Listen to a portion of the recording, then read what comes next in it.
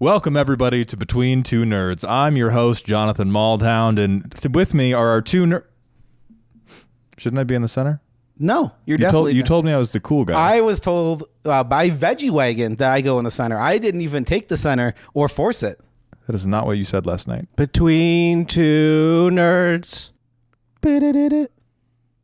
Okay, title card. That's the intro.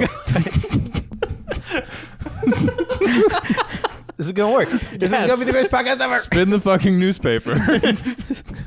What are we talking about? You said something vague. Pants? Pants, yes. We're going to talk about Magic as an IP. Oh, so shitting them. Yeah. Yes. So, yes, Magic as an IP is unrecognizable as a thing.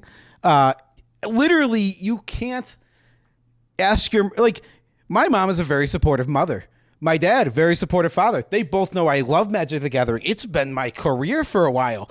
Do you think my mom can name one Magic character? Call her. Fucking answer. This is call and response. That was the most rhetorical setup I've heard in my whole life. It is a rhetorical question, but I was still expecting a response. So unfortunately for you, I only speak when not spoken to. You looked at me, you directed the question at me. There was no moment for me to subvert expectations by cutting in. One nerd speaks only when spoken to, and the other nerd speaks when not addressed. You may ask one question to find out if the Magic IP is good or bad. The other nerd only interrupts. Yeah, you talk that way. Okay, I'll know my moment. Do you think my mom? No, she doesn't. No, you. We explained how this functions. I walked into that and still was upset. Okay, no, I don't believe your mother knows Magic IP. And I mean, neither does my family.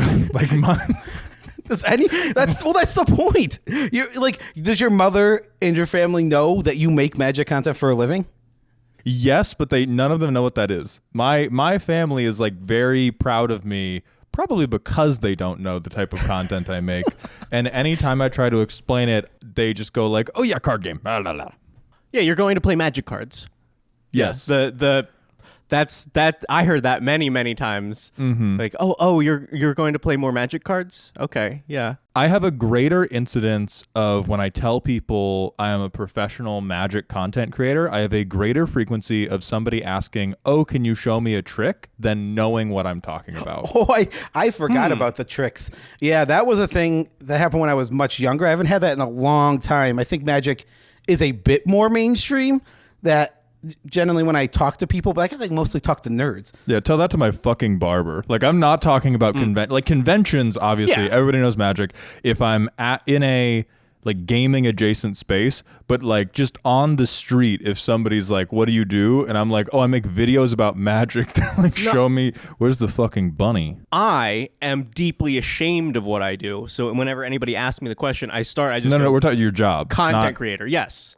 Yeah, that's in addition to the other things. Oh, okay, yeah. I just go content creator, and then from that point, they're like, "Oh, what?" And then I go trading card games, and then at that point they're already primed. So if I go Magic, they're like, "Okay, they're not going to go to Magician first." Z just drops that shit.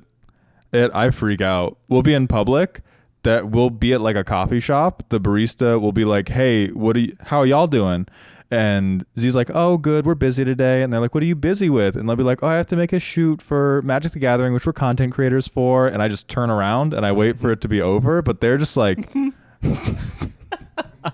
just so vibrant and full of life. And I'm just deeply, deeply ashamed of most of the things I spend my time. It must be nice to be vibrant and full of life, I must say. Well, they also make there's production value to their videos. It's less of being wood, which leads to a lot of I can't explain that to a person making me coffee. I mean, yeah. Production value is definitely not here on this video right now. There's none of that crap. So do you think that a barista at Dutch Bros, which is clearly where it is that you went, not sponsored, would know a character from a Magic IP? No, and honestly, if I was going to get overtly philosophical for a moment before we resume the fart jokes, I think the fact that Magic's IP is so unserious or lacking in depth and recognition is part of why my particular bit of just coming in with the left hook of would I smash this thing grabbed so hard, because people had no other framework with which to attach to these characters, and so many people were so willing to immediately go like, oh yeah, let's just focus on their bits. We have nothing else about this character we care deeply about. 100%. Let's reduce this down to a nice sauce of do I think they're hot?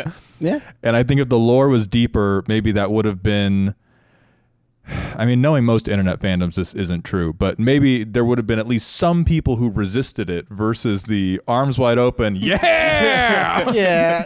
You kind of backpedal a little bit, but I'm just going to disagree. It doesn't matter how deep the fandom is. That's true. Going to be part of it, period. That's just going to exist. It's, I mean, yeah. Well, that's what I'm saying. I still think it was like a jump there, but I disagree. You guys are both wrong. I'm right, and I shake the mic so no one can hear me. right.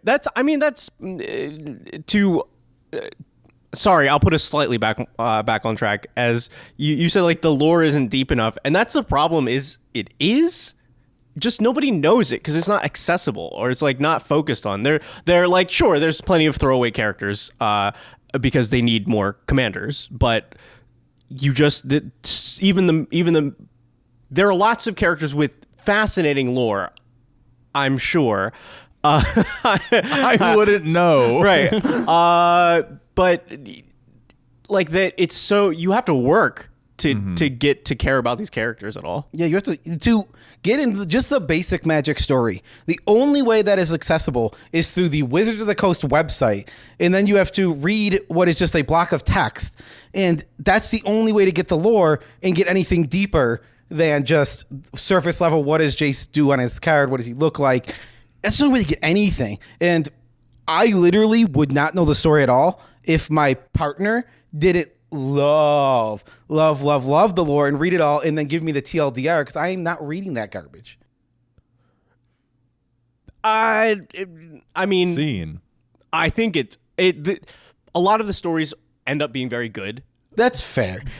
Or let me clarify. Actually, a lot of the stories end up being done by good writers. That's true. I think, okay, well, then I think that one of the main issues is that even though they're being written by good and perhaps very talented writers, the direction is not there, and what the outline of the story, which is not being done by the writers, is being given to them by Hasbro, Wizards of the Coast, isn't very good or interesting.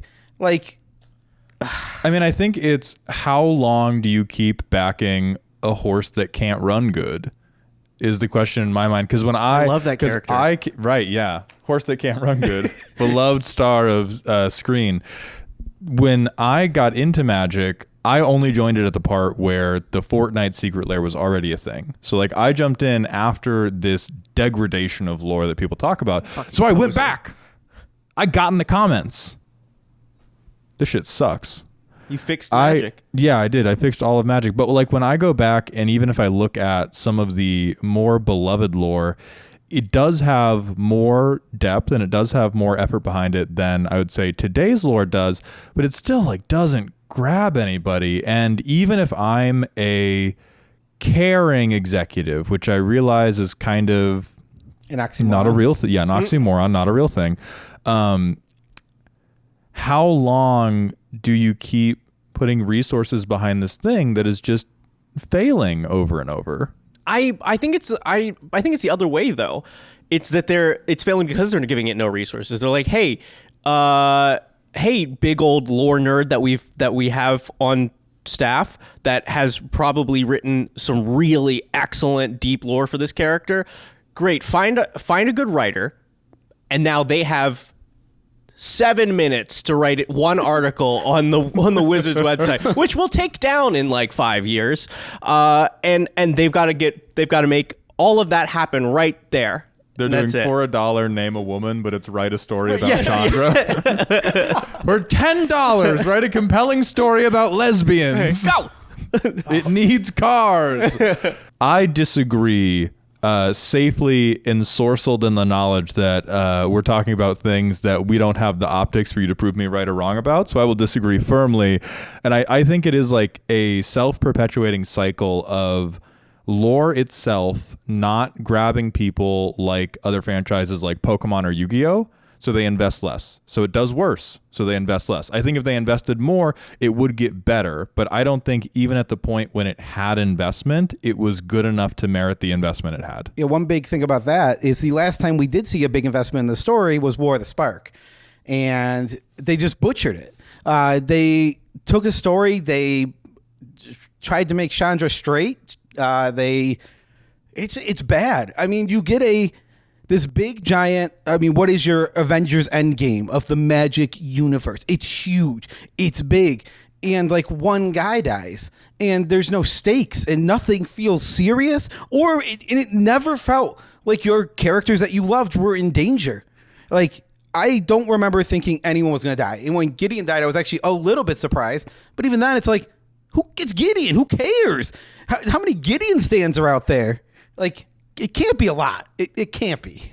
I mean, do you both think this would be different if maybe Magic's IP was more geared towards children? Because when I think of the success stories, I think of Yu-Gi-Oh! And I think of Pokemon. Yeah. Kids loved both of those. When I was a kid, the only people engaging with Magic, because I played Magic at some summer camps, so people would like lend me decks and I was like, oh, this is awful. I'm going to go get hit in the face with basketballs instead. Yeah. And they were only engaging with it mechanically. They were kids who loved the game. I didn't know a single kid who even knew that Magic had lore. So do you think we would live in a different world if Magic had led with Loot, who sponsored this episode of the Ramble Nation? Specifically, I think really, really interesting about, you're talking about the Magic lore and would it be better geared toward kids? Pokemon specifically is geared toward kids, and the Yu-Gi-Oh! Anime is very kid-friendly, but the actual cards are just nonsense, fantasy, over-the-top, ridiculous. But they took that, which Magic is a lot of the time, you have that big fantasy, a lot less cartoony, but like it's still big fantasy, and they turned it into a card game. They took something and then did market it toward children. I think, yeah, if Magic had marketed itself toward children, it would help the lore, because the reason people care about Yu-Gi-Oh! Lore is because they watch it as a kid. Nobody cares. Nobody is getting into Yu-Gi-Oh! Lore in their 30s, and I say that, and I know I'm already dead in the comments. But honestly, drop paragraphs of Yu-Gi-Oh! Lore in the comments, please. Yeah. Hey, hold on. Where my GX stands at? What we specifically need to get on my case is somebody who loves the lore and started loving it in their 30s. So those exist, I am sure. Give me 6 months. You're I'm gonna come back. I'm gonna turn 30. I'm gonna come back and get you. You're not 30, you youngin. What's up? Did you say Yunion? Yeah, I did say youngin. I don't know what that word is in my vocabulary from my grandmother, and now I realize it makes me nostalgic. So you will never pick on me for it again. So, do you think that Joe's grandmother is able to name Would fuck Jace? Tell us in the comments, yes or no. I can tell you my grandmother could not name any Magic characters while she was still living, and it's even harder for her to do it now. Got Tesa. But yeah, I mean, I think the core misstep was we didn't go for kids. We didn't go for why. Do not clip that. What do you mean? You cannot say that. That's a marketing niche. Come on. Look, you hear my voice. I'm like stressed now. We live in a short form clipped out of the podcast internet age. You can't just be letting that fly. Nothing has context. Oh my Reggie God. is right. Everything has context. You are being ridiculous. So, Oh yeah, are we? I thought this was the calm, logical all right, podcast. fine. So serious missteps in my mind. We did not clickbait the children. Yes. We did not drop YA stuff that had maybe a like highly identifiable twink or something for all the teens to associate themselves with. And so Magic, in my mind, kind of stepped in like, oh, we're doing adult lore.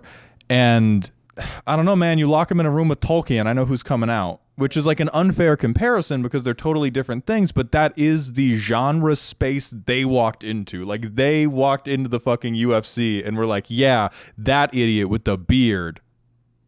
Brock Lesnar. That's Yes, bearded Brock Lesnar. he has had a beard for a long time now. He's been a bearded man. If you lie. I'm a wrestler. I'm a big wrestling fan. You ain't gonna get me on wrestling things, nerd. I've never seen it. Brock Lesnar has had a beard for a long time, and I whispered that. It's like on Pokemon. Just like on Pokemon. He's basically a Machop. Oh, okay. Or a Machamp. He's a Machamp. I was going to say, Machop. I'm sorry. I'm sorry. You are dead. I'm sorry. I am deeply sorry to all Brock Lesnar fans. No, you better. Slip of the Brock tongue. Lesnar's going to kill you. That man. Yeah, you cross paths with that man. Brock Lesnar is on his worst day a Machoke. That is my fault, and he is the Machamp in our hearts. Drop your dissertations on which evolution form of Machop that Brock Lesnar is in the comments. So basically, I think to close the loop on all of this, I think independent of how much backing you give it, they've put themselves, or at the beginning, they put themselves in a genre space that they never had any hope of capturing real attention in. And I think ironically, Magic lore has a better chance of resurging now that the game is being Fortnite-ified and the game is finally marketing towards children. I used the fancy word. So I could not agree with you more that they're in a space, but I think that has actually caused another issue for them is they made lore that people love in like some people love, like a specific, like the Vorthos love. Like there is a subsection, and now you create the issue for yourself that when you start removing that lore and putting it to the side, now you're hurting a part of your fan base that you created yourself that wasn't necessarily going to be like, oh, we love the serious story, but now you have that part and you do, like, those are the people who tend to not like Secret Layers as much as people who love the Magic universe and what it does offer. As much as I don't enjoy the stories and I don't think they're written fine, as much as I don't enjoy them, I don't think they're very enticing or very good to read personally, I get that people love this universe. It is a very Magic within itself. The concepts are great. Like, it is filled. The idea of planeswalking, this multiverse, like Planeswalker Sparks, there is a lot of really, really good things. And that's why it's sad that we don't have a good story, because there is so many good things to work with. You just doing, and they have done in the past, like the Brothers War stuff people love. And I have not read it myself, but I know it is beloved. I don't read. They love it. I was watching Brock Lesnar highlights, but I've heard. I'm just saying. Brothers War versus Brothers War. What's up, brother? You trying to go to war right now? We can't. You have assembled this. Yeah, I have assembled this. Yeah, well, I will convenient segue us. The wrestling IP, which I'm sure is one thing, right? It's a single. There's just wrestling. Not important. There was like definitive. Here's like 3 people. Pretty much at any time, throwing out a generic number. You will see these people on every wrestling thing. Is it like a show? Great, you're gonna see this person. Is it a toy? You're gonna see this person. Is it a commercial? You're gonna see this person.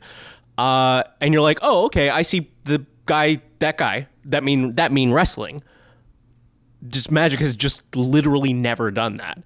They can't stick with a single character. And I mean, even if you go back to the lore that most of the Vorthos people are like, but this was like the good times, like they were writing good stories, they had, good plot lines, blah blah blah. They still don't have that because Magic is like, oh great, at the most we'll sit for 3 sets in a place and then go somewhere else, which is cool, but they just never had a person like, for lack of a better thing, put on a new hat each time and be like, hey, I'm still that person, but I have Dominaria hat now. Oh, I'm back here on the box again, but now I have Dragon hat. All right, so we have Veggie official loot defender. I was gonna say, yeah. I think okay. I'll give it to you. If they had done loot early and stuck with loot, and made him loot had speaking lines. He had speaking lines and wasn't the ugliest thing on earth. No, he's cute. He's not. Sorry. I don't think it even matters if if people want to just destroy loot or like this is the cutest thing ever. They just can't stick with anything. Yeah. And even if it was the worst mascot ever, if they could stick with it, people would at least be like, "Oh, right, Magic. That's the little ugly piece of shit." If we had a like self-insert pair of twins who went into every plane, yeah, biggest game ever.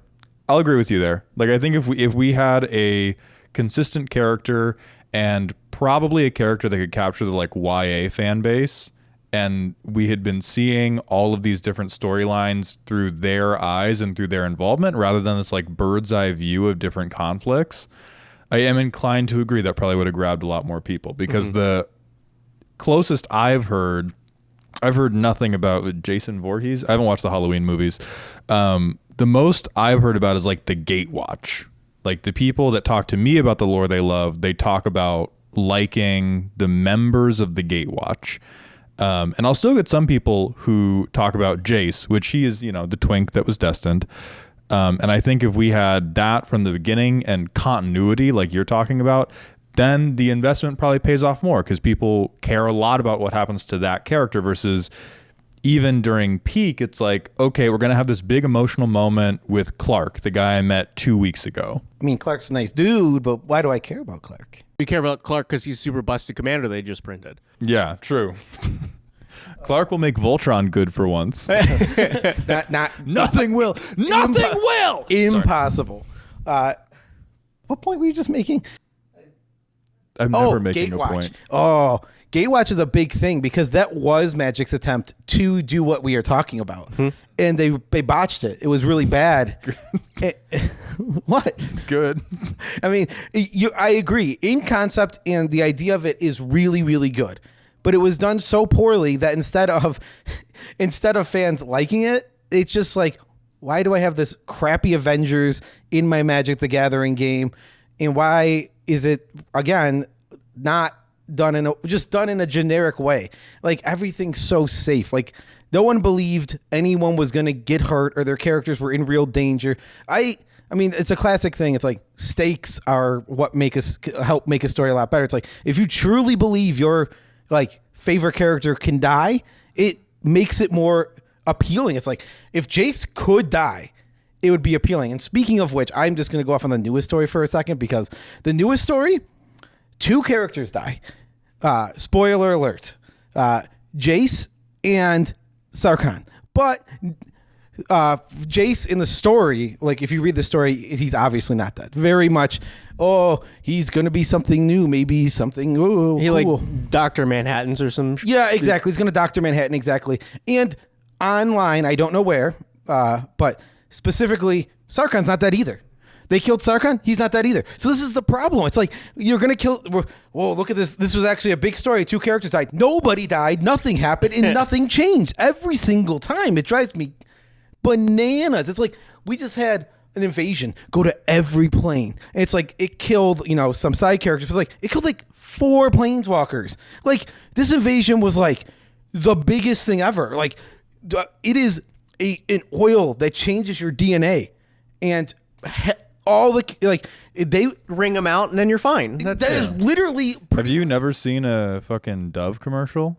It is really good for saving the little ducks. Right. It's actually really not. It messes with the hydrophobicity of the feathers and it will just kill them. Dude, it's actually super not cool. Shit. Dove is, or at least, I don't know if Dove soap specifically. I know that do not just fucking rip soap onto a bird if it's dirty. I do not know if Dub, because this is going to go on the internet where we can be sued. Or is it Dawn? It's Dawn who does the commercials. Dawn, yeah. But I don't know if Dawn thought of that. So I don't know if Dawn's specific soap is different. But I do know that if you just do surfactant to the feathers, it is bird murder. Oh, damn. Just make sure to pick up duck specific Dawn when you go. Somebody when you go to the leave a grocery store. comment because I don't want to look this up and I'm going to forget. Like, there's going to be 7 more things I need to look up by the time this episode ends. So I need somebody to please comment for me. Yeah, I mean, I do also agree. They want the benefit of world hopping, but they also want the permanence of never having to give up any cast members, which I just think is the worst. Like, they want an ensemble cast, but everyone is also reliving all their prior roles all at the same time, and it just ends up being this casserole of garbage. Yeah, it is sad. Which can just segue us to my next thing: Secret Layers. Secret Layers, and more specifically, Universes Beyond. And for those not in the know, Universes Beyond is when Magic takes other IPs, Lord of the Rings, Fallout, even Fortnite, and throws them onto Magic cards. So obviously Magic has transformed. As you mentioned, Mald, when you got in, there was already Fortnite. So you were, and that is interesting because it comes from a different age. I lived like good 5, 7, 8 years without any of that until The Walking Dead was announced. And I remember, oh God, the backlash on that was absurd. But now, in this day, right now, I kind of wish Magic would fully embrace it. Like, I am fine with this being the game where Kirby fights John Cena, fights I don't know. I was gonna say I looked at Those my are the right. only 2 people you can think of. Does the only 2 Kirby versus John Cena, and Just so you all know, the reason that those are the only 2 that Joe can think of right now is Airball is in the room with a Kirby shirt on, and also John Cena is here.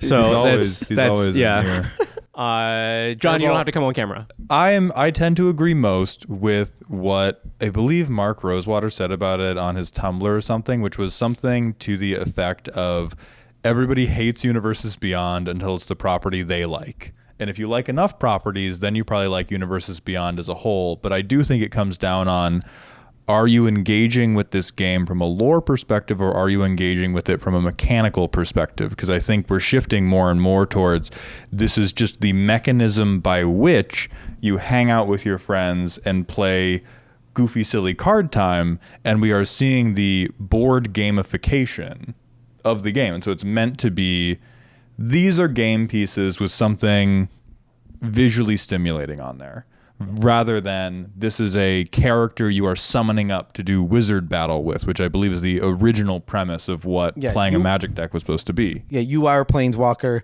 Mm-hmm. Everything you do is a spell that you are casting or summoning creatures to aid you. Yes, that is the basic concept. But yeah, I am completely, I don't care what the IP is. I think it's fine. I think you can literally put anything in Magic because the rule set is so good and the game is actually such a good game that you can literally do anything. You can turn they turned Haidoken, a move from a video game where you push buttons on the controller a specific way into a card and perfectly encapsulated it. It's like, that's amazing. And Magic can do that because the rules are flexible enough and the game is good enough. They can pretty much do whatever they want. That is a good, I'm going to keep drawing the comparisons back to Pokemon and Yu-Gi-Oh! To make sure Magic never picks up this podcast officially. But like, Pokemon and Yu-Gi-Oh! Running laps on us lore-wise, and I think we just shithouse them from a game perspective. Oh, that's like, have you looked at the Yu-Gi-Oh! Meta recently? Those people are unhappy. Those people are tired. Like, Pokemon's greatest claim to fame? You can build a world championship deck for $50. Yeah, and I can lay on my lawn and cry for free. Like, I've seen the gameplay. It's not... it does not. Nothing looks like it can hold a candle to the enjoyment of playing a Commander game with people you like. Yeah, I think there's... For Pokemon and Yu-Gi-Oh, you play the game because you like the IP, and and Magic, you play the game because you like the game in spite of the Yeah, IP. you will begrudgingly accept the IP Right. along with your brand new packs of Right. whatever set you bought to upgrade your favorite commander deck, which you shouldn't do. Buy singles. Anyway, we're sponsored by... You're going to have to snip that, but buy singles. It turns out you can't just say you're sponsored by someone. You can! Just if you lie. Yeah. we can't lie in the first episode about fake sponsors. Come on. You're no fun, Joe. That brings us to our sponsor, Footfinder. Hey, Editor Joe here, jumping in. I gotta say real quick that we are absolutely not sponsored by Footfinder. This is a bit. It is a joke. It continues for a little bit, but we are not sponsored. That's Find feet near you today. that's right. Limited to a 2-block radius. Yeah. So I'm sorry, we're gonna go here. all right. Now I'm picturing that I don't know what Feed Finder is like, but you're like, yeah, only within this radius. I'm like, Feet Finder, but like Grinder. So you're just like, where are feet near me? But like in real time. It's like Pokemon Go, but you're scanning footprints. Oh, shit. Tom was here. Oh, he's put on a little weight. Don't mind that. I'm not gonna jump in on this bit. No, we'd clock those little piggies from 2 miles away. You can't jump in. Yeah. Do you guys know as of right now how many universes beyond legendary creatures there are? Yeah, this is a segue. Totally got it. Nailed it, idiots. Do you know? Oh, sorry, I have to look over here. Do you know? 84. Callback. Universes beyond commanders. Commanders. So like counting both the ones that have that are like made first as out of universe and then are put in, and vice versa. I know they made every other Lord of the Rings creature legendary so for like no reason. Yeah. It's The like, Doctor, do you the have a- Doctor Who like only had four decks, but every deck had like somehow 300 legendary creatures. It was the Spider's George of commanders in a set. What? The statistic that the average American eats 7 spiders in their lifetime is incorrect. Right. This is due to Spider's George, who eats 300 I- spiders a day. I- He was an outlier and should not have been counted. We have, on average, have so many commanders, except for these few Universes Beyond sets, which have 500 commanders per commander deck, throwing off the math. What? So let's see. Let's see who's closer. I do know the number already, so I can't guess. 84. 84. We know that's wrong. There's 300 in each Doctor Who deck, so you're wrong. Right. You gotta dedupe the file. I'm gonna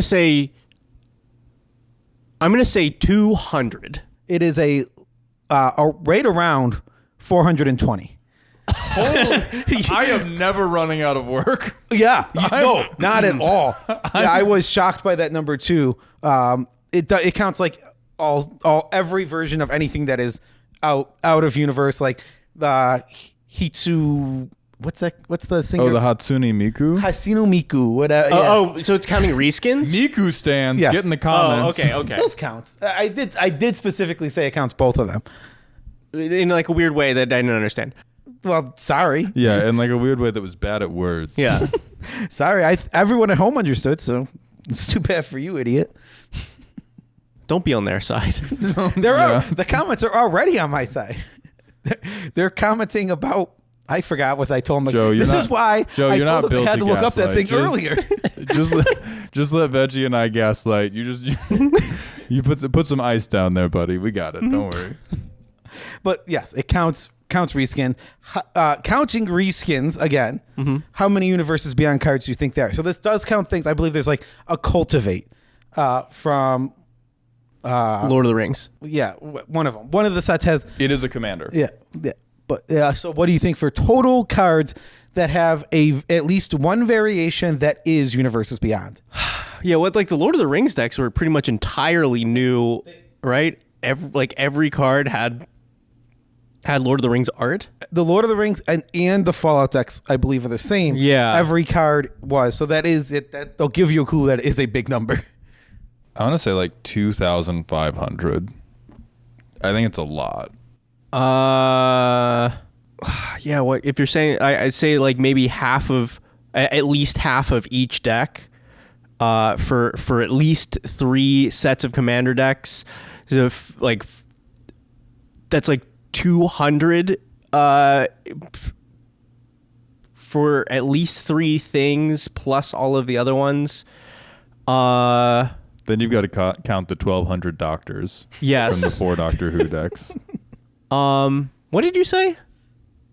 I said 2,500. 2,500. If you $24.99, I'm leaving out of this fucking chair. If you price is right. No, wait, no, shouldn't I just do $1? Right? Is that if you think he's over, you should bid $1. Yes. Yeah. There's been one total. There is at least one. I've heard rumors of more. By the way, this game now Price is Right rules. If you go over, you do it's incorrect and you lose. Yeah. I'll go over. I'll go 3,000. Okay. All right. You're both throwing it to guess again. That's the Price is Right. You're over. Guess again. Do it quicker this time. 1. Well, Veggie wins now. He's just going to pick 2. 2. 3. It is 19. No, you didn't let me pick 3. No, you can't pick 3. You didn't let me answer. You didn't let nerd. me answer. Veggie said 2. I said 3. Yeah. Veggie, you win. Yeah. It's 1,900. 1,900 that's pretty close. cards are in Universes Beyond, which is wild. And we're getting full sets. So that number is it's going to go up. I mean, Final Fantasy is 200 card set at least. So you're getting that. We're getting Spider-Man, which is another just 200 cards if it's a full set. I can't remember if that one's a full set. Yeah, but does it count if they're bad? Yeah. Oh, yeah. I don't know. To be fair, Scryfall doesn't have is good as a way to look up cards. Yes, it does. It's called a rarity. I'll accept the hate from the 10 Pauper Commander players in the YouTube comment section. Yes, I look down on you, paupers. I'm gonna win with jury. All right. Oh, I've played the mode's very fun actually. It's if you want a return to we are going to win with damage, except for the one person trying to play combo, but they're going to brick. PEDH is great. So Pauper Commander, when I tried it, was bad. It was terrible because the cards. This was like right 10 years ago when I first started Magic. It just the cards weren't powerful enough, and the commanders weren't as good as they are now. Now it probably is very good now, but it was this weird, terrible game where every game was a board stall, and there was barely any board wipes because they weren't at uncommon yet. Yeah. It's just so it made all these weird, awkward situations that just weren't fun. Me and my friends each built 2 decks. And we're like, cool, we're gonna do this, and then every game was this weird board stalls where flyers were unbeatable. It was like we were playing limited, and it's just no, this is welcome to the bright side of power creep. Is now PEDH or PPDH as I call it with my friends. Pretty great time. So PP, yeah. Don't be crass. Whoa, yeah. God, I'm sorry. I don't know how I always end up being the person that gets picked on. It's only episode 1, and I already see the pattern. It's because Veggie and I are just at each other's throats off camera all the time. I'm a good on screen punching bag. to be clear, I held back from making a poo-poo DH jokes just so that we could gang up on you. Damn it! I was like, no. Don't do it. Don't make the poo-poo joke. It's not worth it. Oh. What's going on? Right. Scryfall can't sort by good or not. Although I do do think we should be able to vote collectively on some even entire sets being lost to time. We're just going to forget about that. I do want to say Scryfall is an amazing website. You can do a lot of things. My favorite way to sort is EDH rec rank. It is not a perfect way to do it, but it does help with that good thing where in general, when you're looking to build cards for a deck, you want cards that more people are playing. Not always, but it really helps sort into a way that's like, all right, these are generally what people see as playable and what is in more decks, and that those tend to be the better cards. It helps with deck building a lot. I actually have next best thing. I have a herd of lemmings that I follow around off of cliffs, and I see which card they're more likely to jump after off a cliff, and then that gets you the same thing. Why not of following the crowd to your ruinous demise? Build a 200 card deck. Tape every card to the back of lemmings until 100 have jumped off the cliff. We cannot get started on the practice of ever going above 100 cards. It is the worst thing in the. When I reach 100 cards, everything is a swap. I refuse to ever have these 150 card piles of steaming garbage in my Moxfield. I must stick it all in. You put every. Yeah, if I put 5 different game plans in, then cut at random, surely one of them will refine. Well, see, one of them. I stick to game plans, and every card is still to the game plan. Maybe not true. It is true. Not and then true. I cut from there.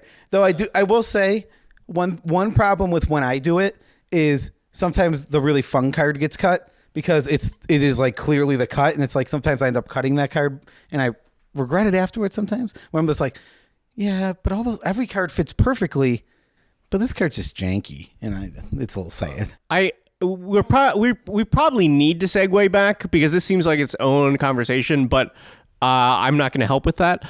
So I don't overstack the deck. I don't put a bunch of cards in and then cut from there.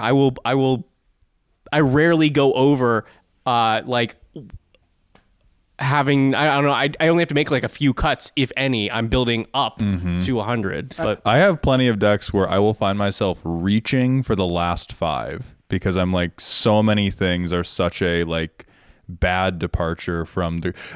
Join us next week on Rambletown, where we talk about the correct way to build a commander deck instead of these 180 card mayonnaise casserole decks you monsters keep flooding onto Moxfield.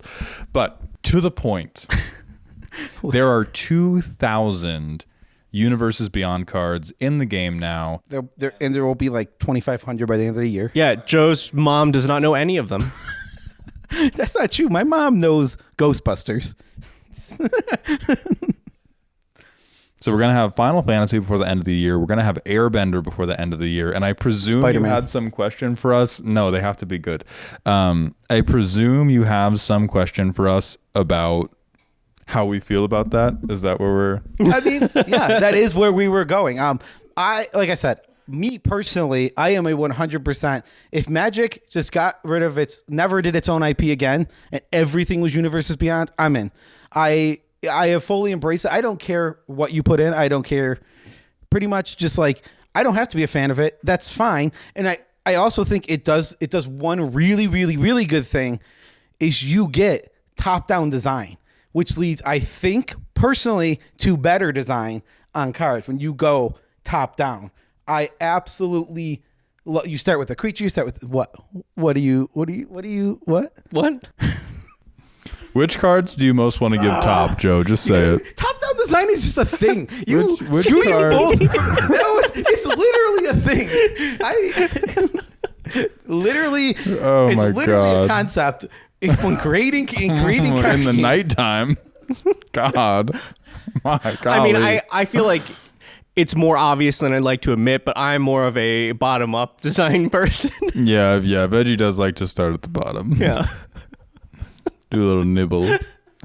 Personally, think? I think they just switch from calling it top down to bottom up card design. Whenever people get mad at their latest card design, they start saying they're doing the other one, and then they wait till people get mad, and then they switch back to saying it's the original one, and you just go back and forth forever. I don't know if I would want it to. We never get an original set again. It's all Universes Beyond. I am definitely in the boat of I think Universes Beyond is stupid every time I don't like the universe, and I think it's super cool every time I like the universe. Now, thankfully, I'm very easy to please. I've liked every Universes Beyond so far. Like, I do not like SpongeBob. despite the socks that you made me wear. Because I was raised on a farm, and so by the time I had a TV to watch children's cartoons, I came in like stone-faced Lenny, and I was just like, Mama, what is this garbage? So I was a SpongeBob hater when I was a child, and even that one I begrudgingly accepted as like, damn, they got us. Like all the cards in that secret lair, except for Patrick, I think were just like bang on the money. And I think it becomes, we're all going to love it till they do it badly. And right now they're still doing it well, because even if Hasbro's pushing it for profit, all the people working on the cards tend to be people who are at the intersection of love the IP, love Magic. I'm personally worried the most about what happens maybe on a 3 to 5 year timeline as we begin to feel the fatigue of people who are stretched beyond that perfect Venn diagram overlap of I love Magic, I'm good at designing Magic, and I love this IP enough to do a faithful adaptation. And we start to just get like, I don't know, man, put the new Planeswalker in the bag. Yeah, because there's eventually they're going to hit an IP where they look around the design team and go, does anybody please we have a Metabots fan here? Does anybody know what MetaB did? What's a little hexagon mean? Whose point for the Yu Yu Hakusho set? Which it could actually be me. I was gonna say they probably have a bunch of yeah they do have Yu Yu Hakusho. That's bad. I only know popular things. Joe, what do you like? Wrestling. Who's in charge for the Brock Lesnar set? Like that you're our turtle kid. I like wrestling. There is a game that has that the whole concept, and I can't remember what it's called, but I'm sure someone will point it out, was that they don't really have their own IP, that everything is crossover fun stuff, and they had a wrestling AEW specifically one, and it's super funny to me when you get the idea, like for the general audience, when you take John Cena and his ability is to do his finishing move, which is it's called the I2 adjustment now because they're cowards at WWE, but the FU, as his classic John Cena move was, is hilarious to think of him doing that to Nicol Bolas. Like, just the concept alone is so stupid, but I love it. And now when I think, when you think of Gary the Snail having the powers of Toxrill and what it's actually doing and killing every living being on the field, it is very funny to me. I would definitely make the argument that that's only funny because of the context of those cards that were only Magic cards first. Because if it was just like randomly, Gary has like, destroy target player and, make 5 billion mana, you'd be like, this is stupid and I don't like it. But seeing that it was like, he's overpowered because it's a reskin of this card, which there's somewhat of a connection to. Funny. So slight. But otherwise you don't like it because because he has these ridiculous abilities in the game. You like it because of the connection they've made to the Magic the Gathering in universe card.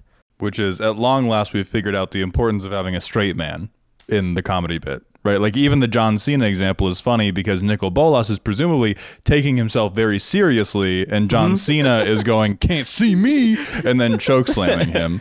Right, and John Cena doesn't do the choke slam. He would. I don't think not for you. He doesn't. Yeah. But yeah, like when everything is unserious, then it's not the like, when everyone's special, nothing will be, that type of thing, but it is like you need the clash of deeply serious, deeply unserious. Like you can't have we don't all get to be Deadpool, which is we don't all get to be Donatello of the Ninja Turtles. Like we can't all be zigging when everyone else is zagging.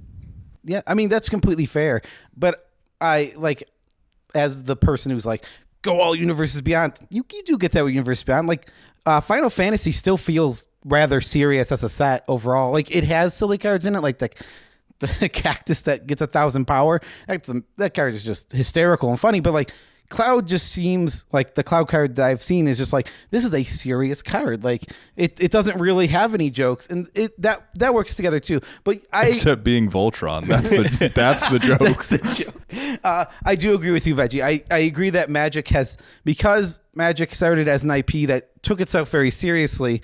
When you contrast it with the SpongeBob cards, it becomes even funnier. When I disagree with you. I think you need there to be a base. You need the Magic IP to exist at whatever it is for these crossovers to be as interesting as they are. Because also, if you eliminate Magic IP, then you don't get like core mechanic stuff. You don't get, this set was not built around something top down. We were like, we want a set where you're playing with, face down cards, and that was our focus, and we wanted to flesh out that mechanic as much as possible. But if that doesn't match the IP that we're trying to shoehorn into Magic, then a lot of those things don't get made, or they get made but only for like the 3 characters in that universe that it makes sense for. Yeah, and that's completely fair. I think that's a good point. I think something that we wouldn't get, for an example, if we were only Universes Beyond as a game, is something like vehicles. I think that vehicles were this really cool, interesting design that came from like its own concept in universe thing, where it's like people would be more upset if like they just made a vehicle if it started in Universes Beyond. Not that people weren't mad at vehicles, because oh my god, people were mad at vehicles. I was one of them. I will take I thought that was the dumbest idea ever. Love vehicles now. Think they're a great design, and they work well the way they are. But when I first saw a vehicle, I'm like, this is so stupid.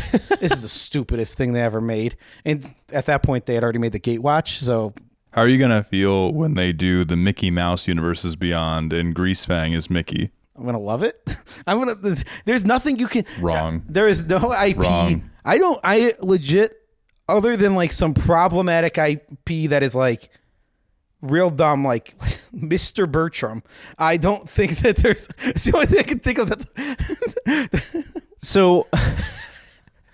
I don't know anything about Mr. Bertram, but what makes me especially suspicious here is that you went a deeply problematic IP and then pulled this out, where there could have been so many other options that people would have been like, oh right, that's that one, we know that there's problems with that IP.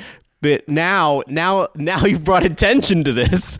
And What's next up? The Ramshackle Daisies? Is that the next most problematic IP you're concerned about? We can't expose children to the Loop Guru. That's who we're... I am now realizing that my YouTube is deeply entrenched in cartoon people who talk about cartoons. And that is not normal, apparently. That is not... Everybody's YouTube doesn't have cartoon people who talk about cartoons. No. They're ganging up on me again. Help me, Nerd Girl. That's the show, everyone. You did this to yourself. Is there anything else? Oh, I want to point out one thing, the funniest thing in Universes Beyond before we end. And that is, I've told Veggie, do you know the most powerful human from the Universes Beyond set? The most powerful, like, strongest power of any human. Yeah, like literal highest power. I care about good cards. Why would I? I've heard you talk about this card on your stream, so you know this card. It's not Nim, is it? No. He's a dragon. Universes Thank Beyond. you very much. And it's a human. Oh, he's beyond your universe. Shut up Thank and you guess. kindly. Guess what the power is? No, just guess. Do you know which creature or which human that is in Magic the Gathering now? Oh. Yeah, human being, power being. high. Okay, Zangief? That is a great guess. That is the second highest. There's a tie between Zangief and the Assassin's Creed lady assassin. Ivor. Ivor. I don't know. There's a tie between those two. But The real answer is Doc Ock. In all the multiverse of everything added to He's Magic. not out yet. Yeah, but That's true. That's true. Oh, Sorry, I didn't know I was being scammed. My fault, listening audience. I found it even funnier when Christian pointed out, he's mechanical arms. Those are pretty powerful, but he's like older gentleman who is slightly chubby, even on the card. So it's like even funnier that he is the most powerful human to come from outside of Magic. I mean, it is kind of funny, but also like Doc Ock would kill Zangief in a heartbeat. If they mixed it up. That is fair. Zangief is way too powerful. I think it's both funny, and I think Doc Ock does kill every other human in Magic the Gathering if you put them in a room What together. if we put him against Gristlebrand, who is a 7/7? Because We're talking about humans. Why are we talking? Why am I being scammed again? Also, Hold on. Aren't there just humans like with guns and stuff? No, that's not very Magic. That's not very in lore. Rick has a gun. Rick has a gun. There we go. And Doc Ock would block it with an arm. I did have He's done that in movies. He's literally done that in movies. Like as someone who has spent far too much time on power scaling forums, like on God, if you took everything that was not like using just straight up like time magic, Doc Ock kills the entire Magic universe. Well, let's kills talk everyone. about Universes Beyond. There's no way he's defeating like Cloud Strife, and his cards can't beat him. Cloud Have you Strife seen his stat line? Have you? Yes, he does. Bozo. Like Fucking. Cloud Strife and Sephiroth in universe. Oh, I'm sorry. powers. The 4/4. Yeah, I think Doc Ock can. Actually, the most ridiculous is the creature. The I don't know what specific Final Fantasy it's from, but Sin.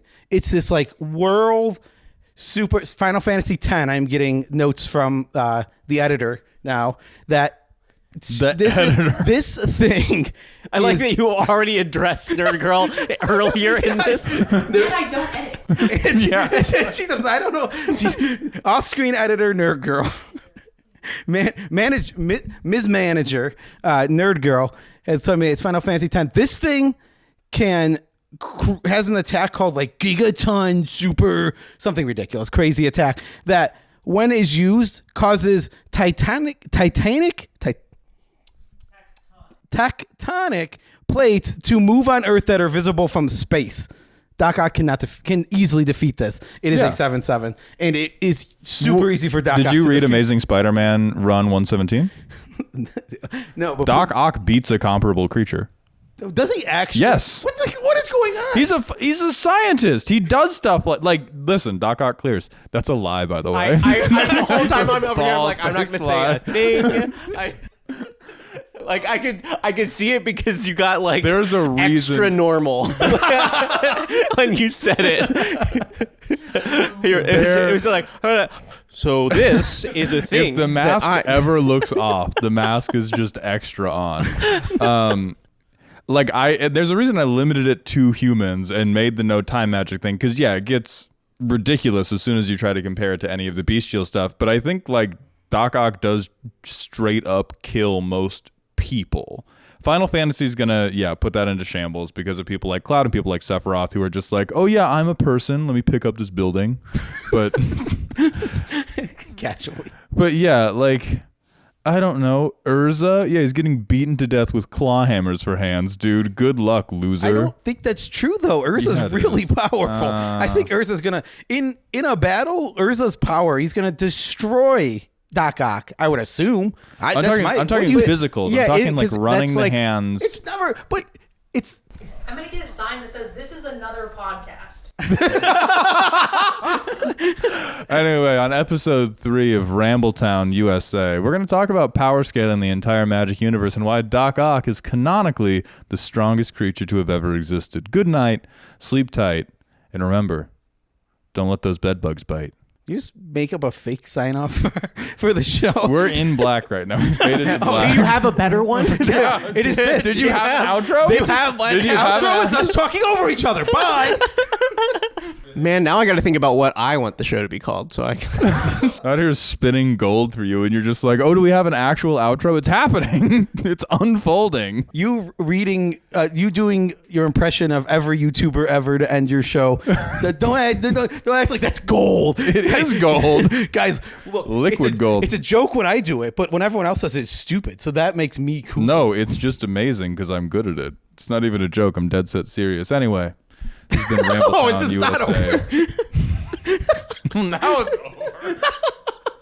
I thought Broke my flow. I actually thought New Girl hit the button. You gotta sometimes appreciate when it's not a bit and you're just signing off. Lead Rambler, Rambletown Everything USA. is a bit. This show is bits. No appreciation for the art. And just hit the button, New Girl. It's never gonna end.